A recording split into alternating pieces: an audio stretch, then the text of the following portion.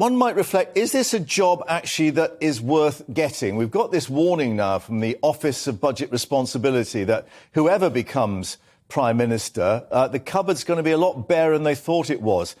Talk of this 30 billion headroom to fund tax cuts. The OBR saying actually it could be 15 billion or less, half of what she's been basing her figures on. Well, good morning and thank you for having me on the show. It's really interesting to hear what people in Manchester, just 20 minutes down the road from where I am now, are saying. And one of the things they're really focusing on, particularly across the north, is the levelling up agenda. One of the big things that Liz Truss has committed to today, actually, is new steps in the levelling up agenda to make sure that when we do get those lower taxes, it is matched by a growing economy that can rebuild that surplus in the Treasury. And the reason I'm backing Liz is she gets on, she delivers, she's a woman of action, and I personally think that she is absolutely well placed to create that growing economy in the north of England to fund those tax cuts. Yeah, that's all very well, but look, I'm sorry to press you on this, but the point is, if the OBR is saying the money's not there for the tax cuts, how is she going to institute them?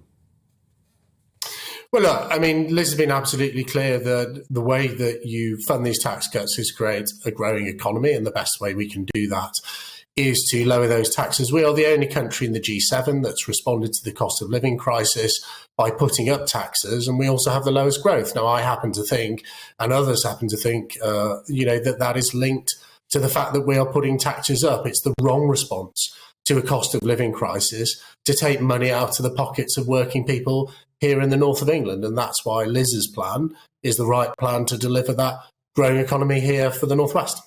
But she can't deliver it if she hasn't got the money, and that's what this report seems to be suggesting. The money is going to be probably less than half of what she's promising. Well, the OBR is a forecast and it's based on current economic growth plans.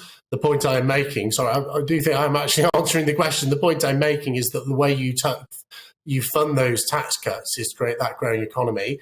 Just today, Liz is setting out her plans for low tax, low regulation innovation zones, which will hugely benefit the North's economy of makers. She's setting out a huge commitment to create a vocational style Oxbridge, or Voxbridge as she calls it, here in the north of England.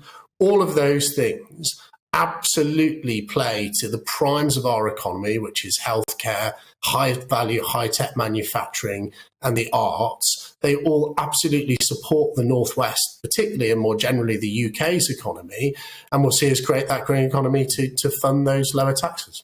Do her plans also include low pay? Because we see that her description of the strikes is that she will smash the strike misery, that she won't actually fund any of these deals that the unions are seeking.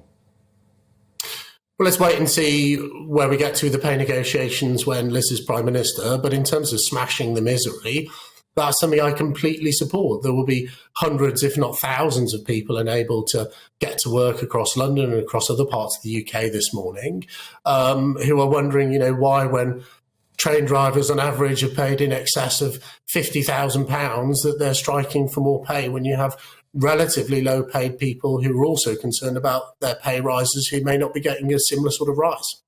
But is it the right language to be using, talking about smashing the militant unions who are holding the country to ransom? Is that the right sort of language to be using at the moment, when all we ordinary commuters want is the ability to actually catch a train or a bus? We want settlements. We don't want more hostility, surely. Well, there's, as I understand it, and Grant Shapps has been on the media this morning talking about the pay offer that's available to the strikers. There's a pretty generous offer on the table. And I think unless we, talk tough and be tough with the unions, that they are going to continue to hold our country to ransom. And there's, thousands of people across this country who, in the first sort of summer of freedom post-COVID want to visit family. There's young people who will be travelling next week to pick up their GCSE results from school by bus or by rail, who may not be able to make that journey.